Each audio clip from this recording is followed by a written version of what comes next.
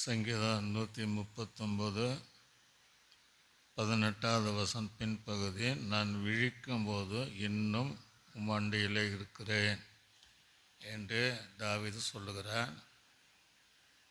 கேட்கிற யாவருக்குள்ளே இந்த வாஞ்சைகள் ஏற்படுத்தும். இரவு நேரம் நாம் படுத்து காலை விழித்திருக்கும்போது இயேசுவோடு இருக்கிற நல்ல ஒரு அனுபவத்தை நாம் பெற்றுக்கொள்ள வேண்டும். அதிகாலையில் தேடுகிறவன் கர்த்தரை கண்டடைகிறான். நான் படுத்து நித்திரை செய்தேன், நான் விழிக்கும் போதும் சாயலாய் திருப்தியாகுவேன்.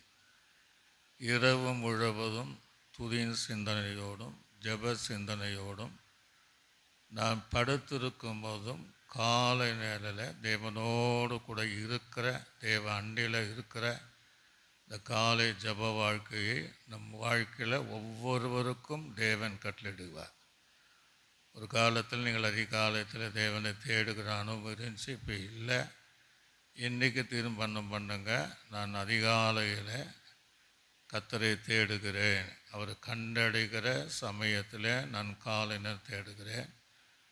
காலை எழுந்த உடனே மனுஷனுடைய பக்கத்தில் அல்ல, மனுஷனுடைய முகங்களில் அல்ல, மனுஷன் அண்டையில் அல்ல, நான் தேவ அண்டையிலும் தேவன முகத்தை பார்க்க போகிறேன்னா அந்த நாள் முழுவதும் நீங்கள் வருகிற இடமெல்லாம் உங்களுடைய நீங்கள் அந்த பாதையெல்லாம் பிரகாசமாக இருந்து அந்த போகிற பாதையில் நீங்கள் எதிர்பார்க்கிற வெற்றியை உங்கள் வாழ்க்கையில் தருவார். வாலிப பிள்ளைகளும் காலை எழுந்து அந்த ஜெபிக்கிற பழக்கத்தை, தேவன் தேடுகிற அனுபவத்தை, அவரோடு இருக்கிற அனுபவத்தை நீங்கள் பெற்றுக்கொள்ளும் போது உங்களுடைய எதிர்கால வாழ்க்கையும் ஜெயத்தின் மேலே தேவன் ஜெயித்து தருவார். நல்ல ஆண்டவரே, இந்த கேட்கிற தேவ பிள்ளைகள் தாவீதை போல காலை விழிக்கும் போது உன் அண்டையிலே நிற்பேன் என்று சொன்னதை போல சமூகத்தில் நின்று தங்கள் வாழ்க்கையில் நினைத்திருக்கிற எல்லா காரியத்திலும் தாங்களும் பிள்ளைகளும்